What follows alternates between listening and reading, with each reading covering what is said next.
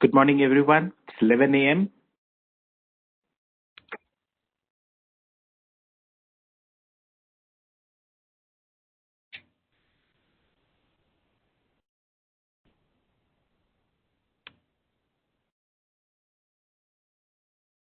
We can start now.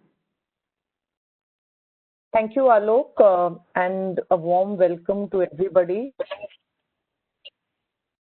which is above and beyond the spirit of reward and recognition. I would request if everybody could keep their phones on mute as we go through the webinar. Few things that we would like you to focus on as you go through the next 1 hour is what are my top 3 takeaways from today's webinar. What is the one learning I will apply from this webinar, and who will I share this learning with, and who else can benefit from these learnings? Talking about recognition, I think all of us, are aware how this is important for each one of us. At a very young age, from very early age, all of us have craved for recognition, be it from parents, be it from teachers, be it from friends. So strong is this desire for positive affirmation, particularly during development periods or even, much beyond that, sometimes we even perceive a neutral reaction as a negative one. So that is really how important recognition is to our psychological makeup. This phenomena continues to hold true even as we move into workplace. So when you do, move into workplace if someone asks this question, that what is the most important thing that your manager or company currently does that would cause you to produce great work? In a survey done similarly, 37% of respondents said that more personal recognition would encourage them to produce better work more often. So that really, kind of demonstrates that recognition is an important lever for engagement, an important factor for us to feel we belong, to feel that we are contributing enough. Few things that, in my own career I have found to be very effective. It doesn't have to be a mega show, right? Sometimes when we talk about recognition, we think about awards. But much beyond that, it's really about celebrating more often and making it easy. Even a thank you note, show of gratitude, goes a very, very long way. So meaningful gestures which are timely, which are specific, are some things which are phenomenally effective to be able to recognize better. It should come in many forms. So, while companies may have created a rewards and recognition program, and, you see that as recognition, but many other things also come as recognition. In fact, if I were to ask the participants that, what is it, if you want to remember one good recognition moment, I can bet on you, most of you would think about the feeling you had and what happened around it, and it would never be the monetary value that, the recognition provided. That's really how important it is for, ensuring that you're providing recognition in a meaningful manner. So, without much delay, I would hand it over to experts in this area. Menaka, welcome today. Menaka has got about 19 years of experience in the field of HR. She received her master's degree in HR from Cornell University. Menaka, like you, you are an alumni of, like me, you are an alumni of GE. I also worked there. Menaka worked in GE in US and also was part of their reputed HRLP program, and then joined in 2002 in JECIS, which is now known as Genpact. She currently facilitates leadership assimilation programs, delivers training in the areas of performance management, coaching and effective communication, and also conducts manager assimilation exercises using the Johari model, team building, etc. So welcome, Menaka. We look forward to hear from you. The second person we have today is Mr. Harjinder Sidhu, called Sidhu.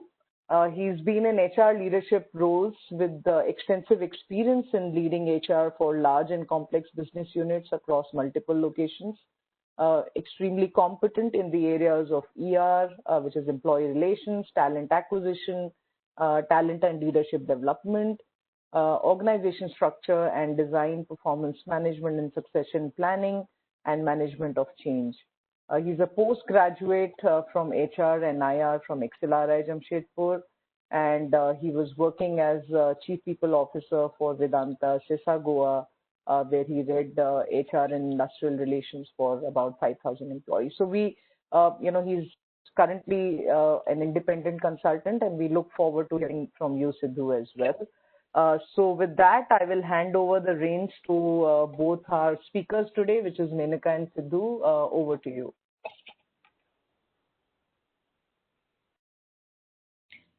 Thank you so much, Leena. And I'm just waiting. Yes, let me just share the presentation. Once Alok shares. Yes.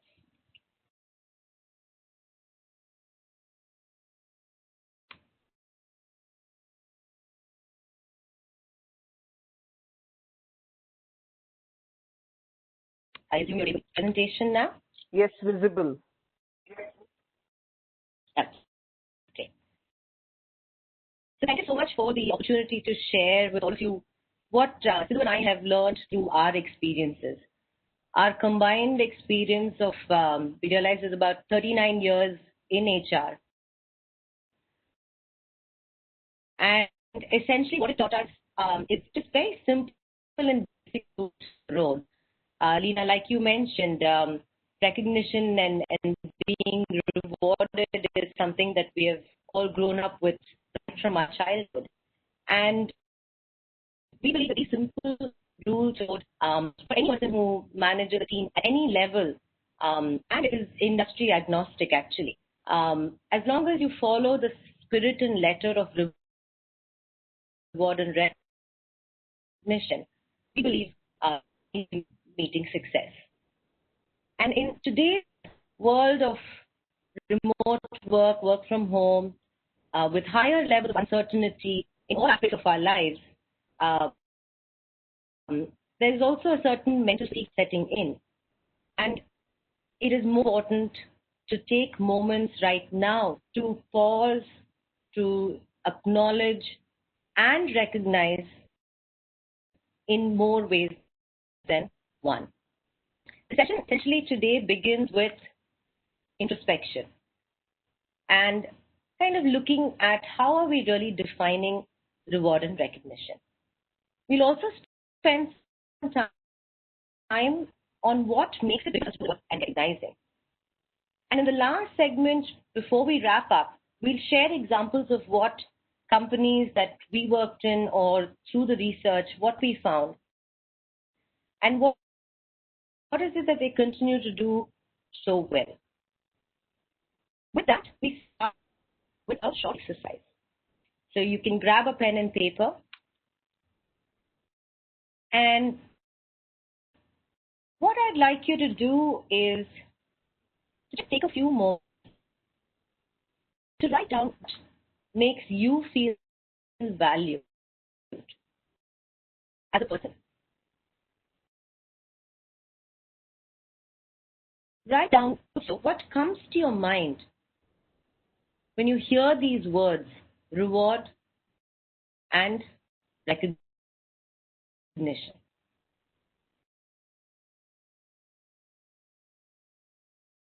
And while you're reflecting, think back and even your personal life to write down one appreciated and rewarded.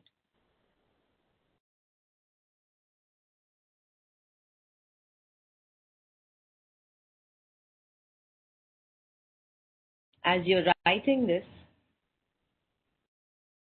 once you've put down these points, I'd like you to shift your focus to the last question I have. That question is, what makes rewarding and recognizing to do?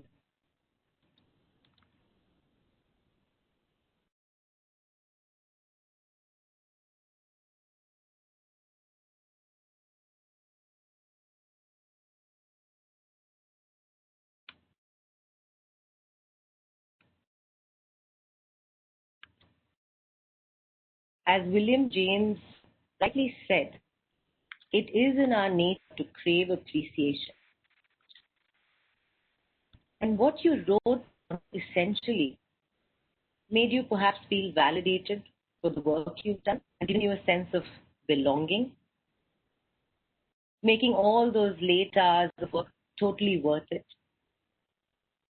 And honestly, some of what you may have thought of in this exercise may not even be able to, you may not be able to write it down because it's how you felt in that moment. It may have actually made you reflect and repeat certain behaviors that you wanted to drive within yourself or even with your team members. And most often, you do remember the person who rewarded or recognized you. The fact is, being appreciated isn't all tangible.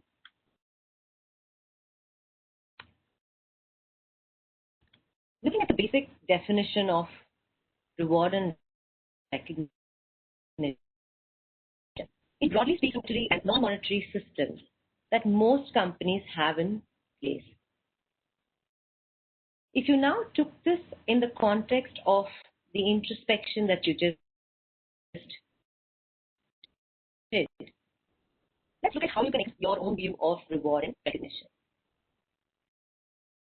Beyond the monetary, the tangible, there is an experience of being valued as a person. And therefore, the definition or the redefinition of reward and recognition is actually broader. You felt engaged. You felt you were part of something that was bigger when your contributions were rewarded. You felt valued, and there may have even been times where you decided to stay loyal to a company because you felt extremely engaged over there. And this impact of recognition, its impact on employee morale, has a significant impact on business results.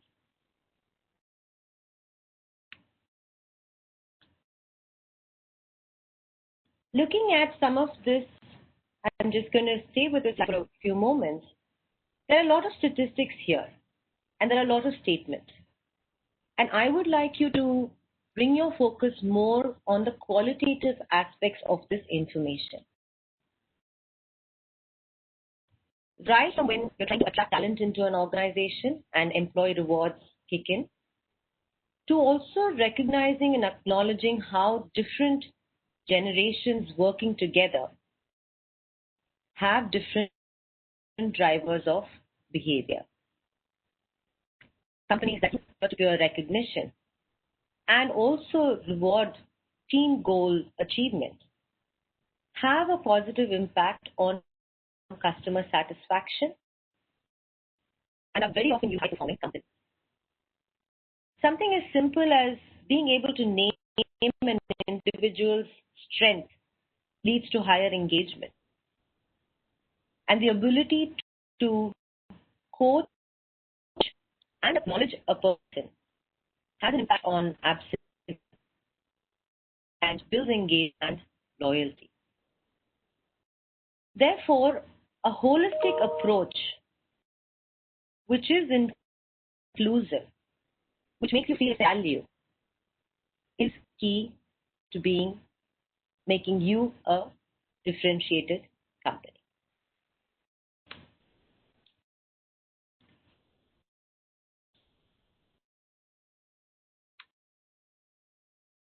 Hi, good morning, and let's look at what we've discussed so far.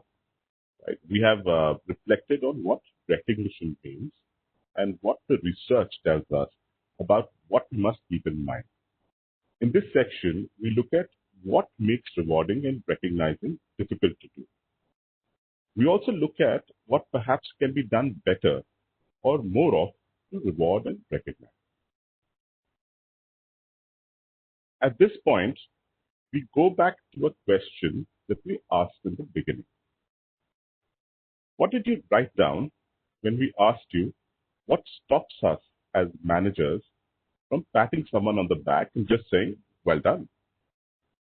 Why is it that most of the time we tend to think of whom to recognize only when we are asked for nominations before a monthly, quarterly, or annual reward ceremony?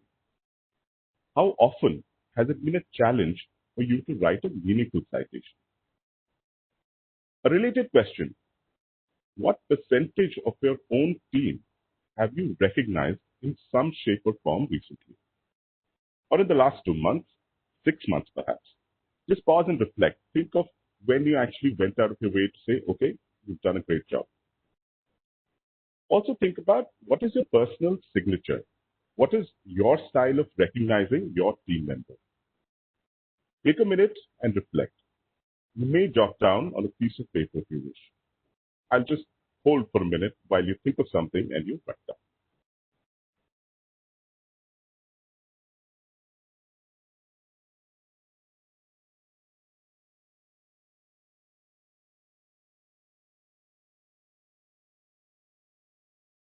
Okay? Assuming that you have been able to put something down on paper or at least recall something, let's look at what is it that makes rewarding difficult.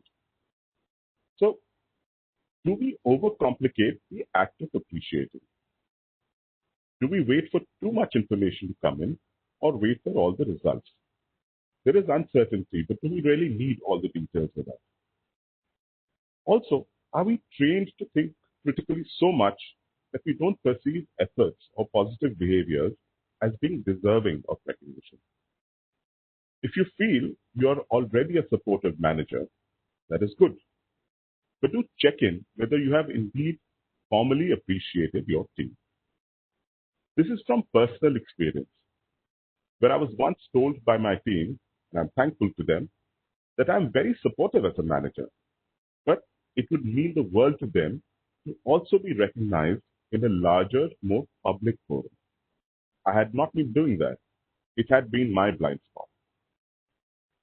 Also, from a timing standpoint, there is no right time. The right time is when someone does something right. The right time may be now. A simple thank you, or an email, or even a personally written note can do wonders to make someone feel appreciated for what they have accomplished or even set out to accomplish. Even if the time doesn't feel right because of business reasons, people can still be acknowledged for their work. In fact, there is no time more important to appreciate people. For instance, in the current times, there may be an environment of doom and gloom at work. Business may be suffering, work pressures mounting, and colleagues may have lost their jobs. Fair enough. But I have seen a team being recognized for the way they handle the workforce optimization project, for managing the process as humanely and as painlessly as possible, for putting together a well-thought-out severance benefits package, for managing difficult conversations with sensitivity, for stepping up to handle the work that was till now done by colleagues and friends who were asked to go. A glitzy reward ceremony may not be appropriate, obviously, but acknowledging that people have handled themselves admirably during a difficult time can be done anytime and anywhere. In fact, there is no better time to do this than when the chips are down. So really, let's ask ourselves, what are the barriers to it? Are the barriers budgets and processes and bureaucracy? Or are the barriers oneself and not the system? Think back to the time you were recognized. What if the person who nominated or recognized you had not taken the time to write the citation or missed your name in the annual awards? Think of the impact that non-recognition may have had on you instead of the recognition that you received. We come now to some examples of what companies are doing or have done to recognize people. The examples that we have shared here are from our own experience and some research. The common thread we realized was that there was a process and culture of tracking not just the efficiency of the R&R program, but the effectiveness as well. We saw the culture of recognition percolate across levels and across the employee lifecycle. The excitement when one got a new joinee referral amount, to being thanked by a colleague in a different department for lending a helping hand, or sometimes simply being asked to take a few personal days off to be with family as a reward. One of the most prestigious awards in NIIT Limited is the Chairman's Quality Club. Now, this is where the awardees get a year to work on projects of significance at an enterprise level under the direct guidance and mentorship of the chairman.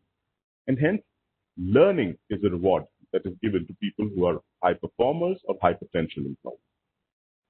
Then there are others like the Accelerator Reward, where, interestingly, meeting rooms and collaborative spaces in the office are named after those that have exhibited a constant drive towards excellence. It becomes a constant reminder that there are behaviors that are encouraged by this organization. Let's look at Wipro. Wipro recognizes 5-year, 10-year, or 15-year tenures with a citation and simply changing the color of the employee's ID card and lanyard, which makes it distinguishable in a group. Just by looking at an employee and the color of their iCard, you can tell who has been around since the days of the Y2K bug problem, or the dot-com era, or when Bluetooth technology was still an idea, or when AI began to take shape. At Kane, employees can vote for any employee, even in a different department or team, who they believe is a great manager. It reinforces the idea that the right behaviors build the right reputations. Let's look at some other examples like Genpact and Employee Show. There is a culture of personalized notes of appreciation and phone calls from managers and leaders to let someone know that they have been promoted, or simply to let them know that they have done a good job. These are not monetary awards. These are not part of a very formal process. These are just small touch points at different, at different stages in an employee's life, which make it worthwhile. There is something called the Cheers program at Genpact. It works very similarly to a frequent flyer or a credit card points program. It puts the power of choice back in the hands of the employee, therefore empowering the manager and the employee. The employee can simply use the Cheer points to go to a website and select a product or a service that they feel that they need or want to enjoy. Employer Show has also shortened the long service recognition criteria to 2 years. This is a response to the simple fact that the average tenures are becoming lower and lower. And you can't always wait for 5 years or 10 years to let employees know that they are valued for their contributions. So this is really a good time to pause and reflect. Does your organization only reward outcomes, or does it also create a safe space for disruptive thinking?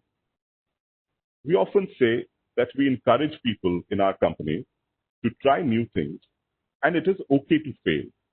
We talk of failure as being a great teacher. If that is the case, do we, as companies and as managers, reinforce the desired behaviors as well along with the outcomes? In a VUCA world, which we often say is the case, it bodes well to recognize a person's ability to thrive in an ambiguous environment and encourage others to follow that example. We already have pay raises and bonuses to reward outcomes. But how do we recognize and encourage the process of getting to those outcomes? How do we reward the process and the behaviors that will lead to the outcomes that we desire?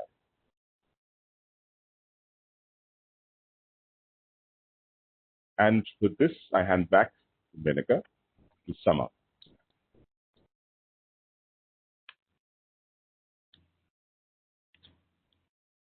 Thank you. So, in a nutshell, what building a culture of reward and recognition essentially means is we believe focusing on what versus who you recognize. It limits bias. It makes you a better manager of people. It makes it much more transparent, more effective. By recognizing and reinforcing behaviors and values that are important to the organization, you realize how an R&R system can impact customer satisfaction and business diversity of thought. And this comes from different levels of life experience, generational values, and therefore it is important to tailor modes of recognition that will drive the behavior and output that you're looking for. Just like commitments to a customer are sacrosanct, quality checks that we products and even on services that which are mandatory to drive operational excellence, for recognition and rewarding to be an important part of your culture, you need to measure it. Because what gets measured gets done. And like Sidhu mentioned, it's measuring the efficiency, but more importantly, measuring the effectiveness of your programs. Don't forget to recognize the individual contributors too. Making sure that the yardstick that you use to measure what they bring to the table through their actions and behaviors is different. With remote teams becoming even more isolated with us working from home in the current scenario, bringing the awareness back to collective performance and recognizing team efforts is also very crucial.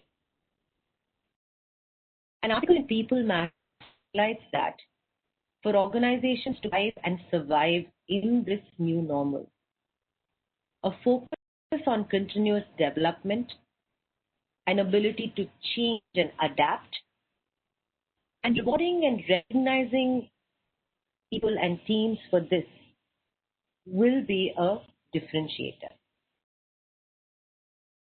So what Mark Twain said a long time ago is still very relevant today in all aspects of our lives. If you always do what you have always done, you'll always get what you've always got.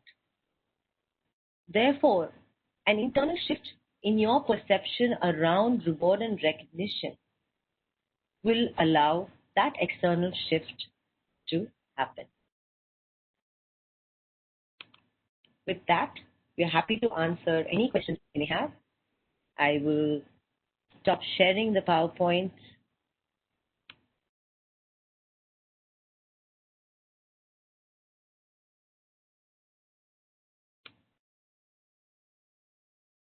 So you're on mute. If you unmute yourself so that we can both answer any questions people may have. Thank you.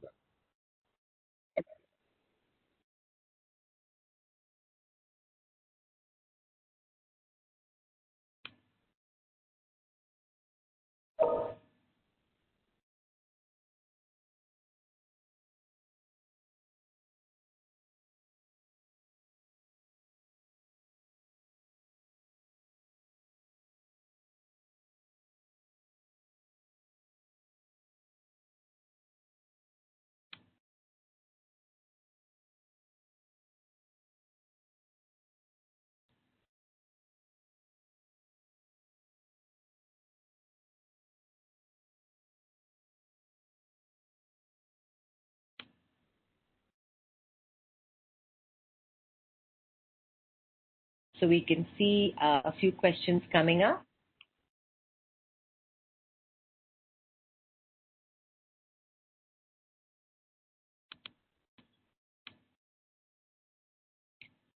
One question that's come is, how can we promote the culture of instant recognition in managers? And the second question, how do we see the landscape of R&R changing post-COVID, especially for organizations encouraging work from home? So would you like to take that? Okay. So I can take the second question first, if that's okay, as to how's the reward scenario changing in the post-COVID environment.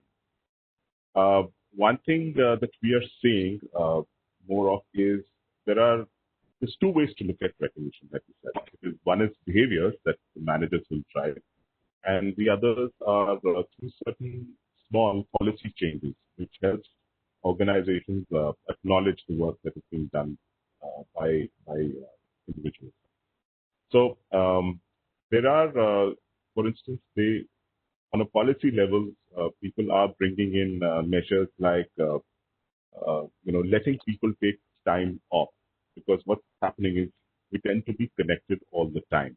So there is pretty much from the time you wake up to the time you go to bed, you are connected.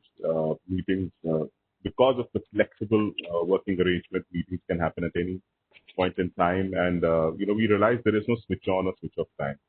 So certain things that are being done, apart from policy changes where you say, okay, we will have a break for lunch, or we will want employees to switch off after a particular point in time. As a reward, people are being given time off to be with, to be with their family, or to be with their loved ones, and not always be connected. So time itself is becoming a way to reward people. The second thing is, rewards linked to collaboration, because it's getting increasingly difficult to collaborate because you are working from home. Shared workspaces are limping back to normal just about now. So there's been recognition of how teams are using collaborative tools. For instance, using Microsoft Teams, or using other ways where people can actually get together and come up with ideas on how to work more efficiently, how they can bring about optimization around costs or bring in efficiency. So a focus on collaborative working, so people are not working in isolation. So there is some bit of a shift from individual rewards to more team-based rewards. So it is encouraging people to stay connected and collaborate more in the current environment. So that's something that we have seen happening more of. And it could also be small things like, looking at what are the current needs. So if somebody, for instance, there is a focus on wellness, because you're in the same space as the rest of your family, children are attending classes, spouses are also doing their work. So again, allowing, gift vouchers, for instance, or certain kind of wellness classes, could be yoga, could be breathing, could be, small training programs that people can do online in areas of their interest. So these are some of the trends that we are seeing right now. On the first question, thanks for that, Sidhu. And the next one, I think what has come is a little philosophical, but I think, and there are no simple answers to that, but I would really like if both of you can, share your ideas, that can you actually retain talent only by R&R? I mean, is that possible, or is it a gray area, or how does it go?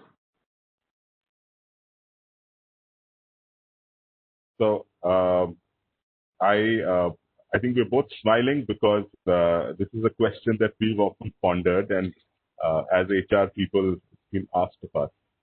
So here's my take before I hand it over to Menaka, and she's got probably a couple of personal examples to share. So let's look at how rewards work, right? So there is, for instance, the fundamentals obviously have to be in place in any organization, right? If it's a workplace that has fair employment practices, if it has some, the right kind of vision for the business, if it's an ethical workplace, all those, of course, are big factors in ensuring people stay on.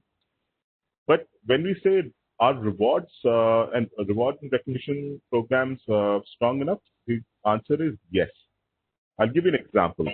In a company like Genpact, right, which now we know is over 100,000 people, even when it was a smaller organization, 10 to 12, 15,000 people, extensive work was done around analyzing employee attrition. So really, when we talk of big data analytics, it's a company that was doing it, even about 15 years ago.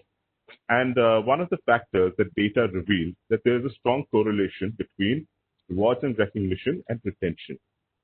In fact, they came up with a tool which then became a widespread tool in use across the industry, something called the EWS, or the Early Warning Signals. And there was, if I remember correctly, there was, probably a predictive validity of something like 0.5 or 0.6 between recognition of the lack of it and retention. So anytime, because when we interviewed existing employees, you also asked this question: when was the last time you were recognized? And it was almost down to a science, saying that if there's been no recognition for an employee, it could be monetary, non-monetary, it could be simple, a simple thank you note. If the likelihood of someone becoming a high risk for attrition increased with the number of months. So if there's no recognition in 3 months, that's okay. But if no recognition in the last 6 months, it significantly increased the possibility of somebody becoming a little, more susceptible to the other pressures of the job and the environment and wanted to leave. So there is data to back it that we saw it. And definitely, if there is a feeling of recognition, then you feel that there is a sense of belonging. What you are doing in an organization is valued. And that alone sometimes is enough to at least, if I'm doing this for a reason, there's always going to be companies that will pay more for the same job. What is it that's binding you to this organization? Sometimes just that mere act of recognition helps to reinforce why I'm here. Otherwise, I can do the same jobs for better money elsewhere. Lenaka, anything that you have to add to that?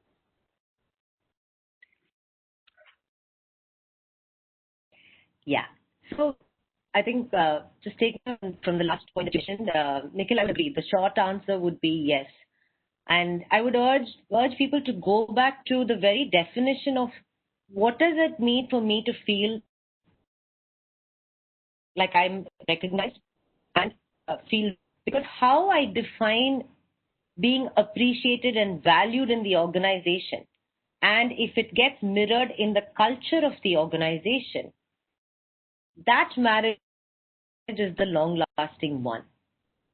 So if I stay in a particular company because my voice was heard, because I was continuously learning and developing as a person personally and professionally, even when I got offers to join another company for more money, for me, my driver and personal motivator was continuous learning, feel appreciated, and feel that I could continue to do this for a very long time.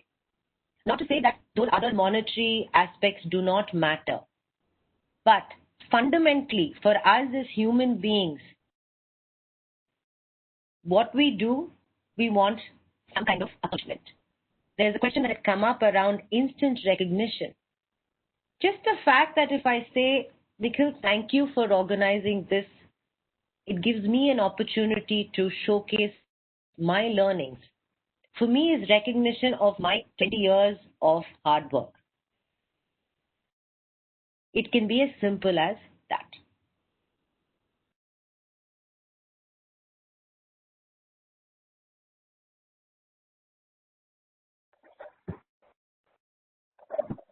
That was wonderful, Medika. And, just lightening the tone a little. So I would request your reflections on what has been, in your experience, two most different ways of recognizing people. Something which is not the usual thing, something which is not, a percentage, an increment, or a perk, or a privilege. something very different, but it worked like a charm. So what would that be? I mean, and is it scalable, or for that matter, is it adaptable to different industries?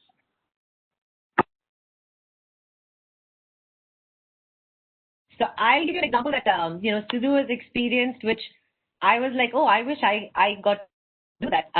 It was part of the policy at NIT that allowed you to choose either your birthday or your marriage anniversary as a day that you took off. And usually, if you notice, Nikhil, we end up saying, Acha, we're going to take a day off because it's my birthday and I want to spend time with my family. And today you're probably thinking, okay, I'm spending so much time at home with my family, I don't need more time. But if you just take a moment to think, even at home, especially now where the boundaries, we used to talk about work-life balance, if you remember, over the last 20, 25 years. How do you have work, how do you maintain work-life balance? Today, those lines don't exist. So when I'm sitting at home and working non-stop, I may even say, why do I need to take a day off for my birthday? I'm at home with my family. I actually would like to go and meet my work colleagues and spend a day out. But if you just say that, okay, my manager's called me and said, today's your birthday or today's your anniversary, I want you to switch off. So the whole concept of switching off, I believe, has become even more important and relevant today.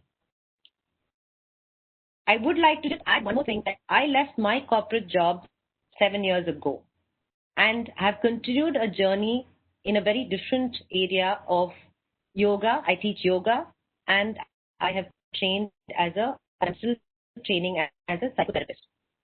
And if I look back on my corporate life, which was essentially my life, where I didn't switch off, today I'm at a stage where I have brought balance into my life. And I really believe that balance is something that we're struggling with today in all aspects. And just being able to recognize that, take this time off for yourself to just switch off, binge watch your Netflix if you want to on your birthday, but take that time off. Something as simple as that works wonders. Okay. Thanks. And if I may add one more point that's kind of related, but one practice that I've seen that has worked really well, we often forget the contribution of an employee's family, right? If you're spending 80% of your waking hours in office with colleagues, there is a trade-off between the time that you spend with your loved ones and what you're doing at work. And yes, we're all working for a salary, but when we put in that extra effort, that discretionary effort as it's called, it cannot be done without the support of family. So I've seen, for instance, anytime in places like Cairn, for instance, there was an awards night where you actually invited members of the family also, where you would be rewarded in front of your colleagues and family members. You made them a part of that award, saying, we thank you as well. Obviously, now we can't have large gatherings, but again, in places like Gen Pack, there was this practice we've seen of sometimes the managers simply just writing an email or sending a note or a bouquet to the person's home and thanking the family, saying, we'd like to inform you that so-and-so has received a certain award. And it didn't matter if it was a very large award or there's no small or big. It's just, different things that people are being recognized for. And thanking the family, thanking the spouse, thanking sometimes the children, and saying, we just want you to know that your spouse or your dad, your mom has, done a fabulous job. It just brings a completely different dynamic to, how one interacts or how one sees the organization after that. So those are the things that kind of stick out for me. So, Nikhil, if I'm allowed to also chime in here, there are 3 or 4 instances that I want to talk about. One, we were doing an event in Bangalore for some employees. And what we did as they walked in to their, rooms, it was a residential event. we had already sought out some kind of write-up for them from their family members. So imagine I'm going in and I'm right out there and I see that there is something that my family has written saying how proud they are about, my accomplishments, my achievements. Many people actually felt that was magical. And some of them were even in tears. It was very simple act of reaching out to the families before that event and making it a big deal and an opening thing. So that's one,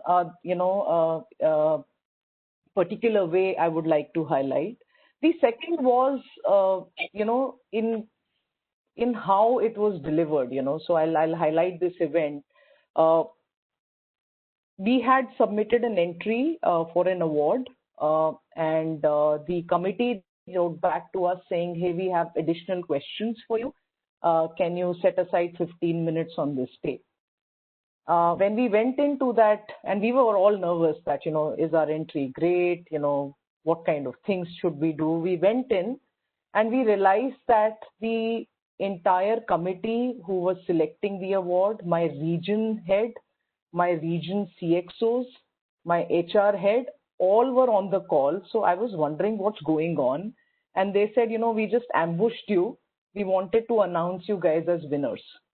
So, forget the award. It was just how beautifully and thoughtfully it was done that has stayed in my mind forever.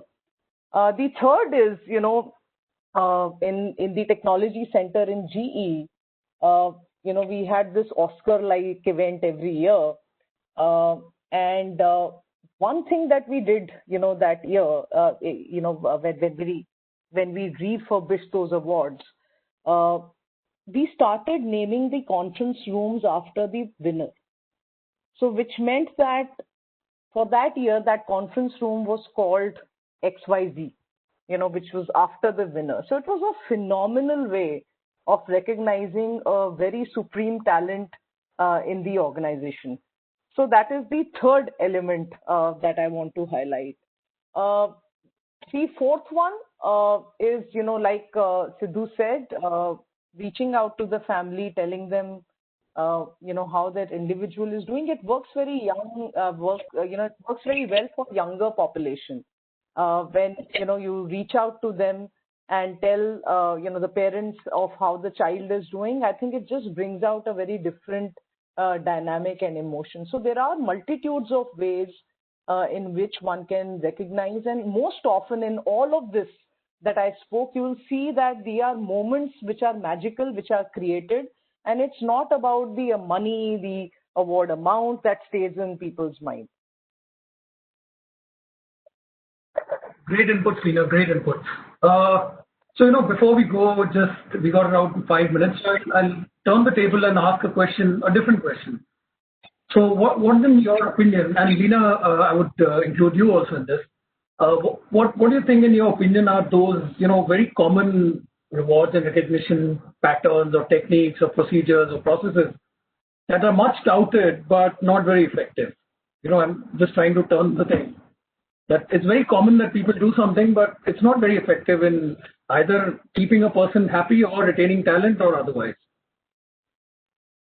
So, I can take a shot at it, Nikhil.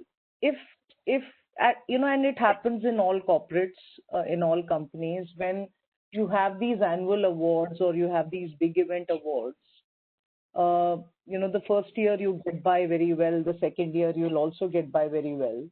And then slowly they become a highly prestigious thing. And when that happens, then I have seen the quality dilute over a period of time. Because it then becomes key, my team should get, every year you are giving. So, the standards are kept aside and you try and placate everybody, keeping the organization dynamics in mind.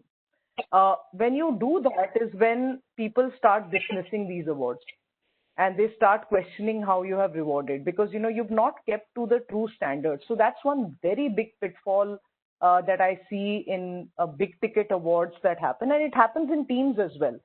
So, if I have to, as a manager, somebody mandates me, Leena, everybody in your team should get recognized.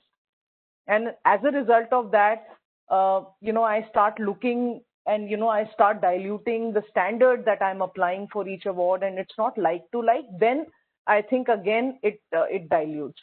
So I think that is one flip side of two visible rewards, where people want it.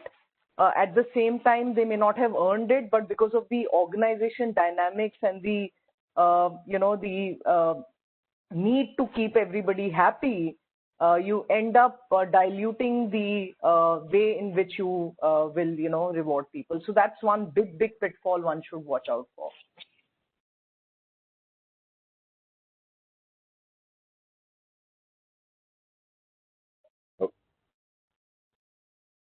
And Leena, from where you left off, I do believe one of the pitfalls is when focus shifts to, am I rewarding Nikhil or am I rewarding what Nikhil did? I'm too scared to lose Nikhil in the organization, so I can't promote him this year, so I have to throw one reward at him. Right? If Nikhil performs, you're going to walk out the door anyway. Which leads me to that, there's a question that Debashish had asked. According to you, why do in some cases employee recognition programs in mature organizations fail to retain top talent? It is because top talent sees through some of this. So your say-do ratio of what you're saying, you're driving a culture of recognition. But the question is, am I just driving recognition of people who are critical and shouldn't leave? Because the fact is, good people will leave when they see a decline of say-do ratio being maintained. And also, I would also just add one last thing that, sometimes when good people leave, it's not a bad thing because they are ambassadors even for your company. And many good people, and you've seen this even in GE, many people have had second and third innings in companies like GE, Genpact, Microsoft, and a whole host of companies. Because you also are going out, it is a recognition of who you are as a person. That can bring people back into your organization and accept them with additional experiences. Your company is actually going to be richer for it.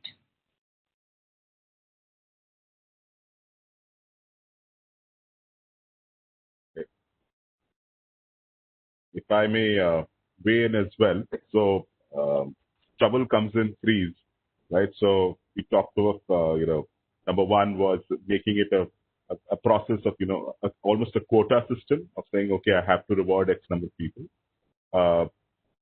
B is, like Menika mentioned, rewarding who rather than what we're trying to reward. The third thing you see often is when you, when you assign or align a large sum of money to an award, then that starts becoming, it becomes a proxy for a bonus, right? Or an increment that you cannot give somebody because of the bell curve system that has been followed for a long time, and now organizations are stepping away from it. So you can't give everybody the best increment or the top bonus. So fine, I'll use the R&R route to give somebody an extra sum of money. So there is now, when there is too much of, when it becomes about money, then it starts losing the value. You want people to, an award should be an emotive thing, right? It should be connected to an experience, relational, like we said, not transactional, and often intangible, not tangible like money. So there is a trend of moving away from, awarding money to more experiences, right? Holidays. You give people a 3-day off to go on a holiday with their family or experience a wellness retreat. Or, just the experience like we've spoken, it's so simple. Just having a leader call up and say, look, you've done a good job. Or just recognize, in the bay or now on a Zoom call, it's just calling out those small things. So we have to shift the focus away from using any kind of monetary value to actually the emotional value of doing something like recognition. Great, thanks. Thanks, Vedika, Sidhu, and Leena. And before I sign off, I would request Leena to close the session. And I'm also mindful that now that Leena and me both have been part of this session, there would be some rewards and recognitions that would come my way through Leena. So at that note, thanks a lot. I think it was really insightful, and over to you, Leena. Thank you so much. And, it's been a wonderful session. Often above and beyond is seen as token or sometimes even, as Sidhu said, a proxy for something else. But if in the true spirit, if it is deployed in the organization, when you catch people doing right things and you create a culture of recognition all around you, you see how positive your environment becomes around you. And, these are little things that make huge difference in boosting morale of people around you. It could be a peer. It could be, anyone who's not even working directly with you, but just going out and saying, hey, Nikhil, you did a great job. Thank you for handling this for me, is a culture we should yearn to create. And with that, I'll end today's webinar, and I'm hoping that we catch people doing above and beyond work and recognizing them by multitude of tools that we have learned today. So with that, I'll sign off today and wish you all a very happy weekend, which should happen by end of the day today. Bye-bye. Thank you. Thank you. And a good day. Thank you. Bye-bye. Take care. Thank you once again. Thank you.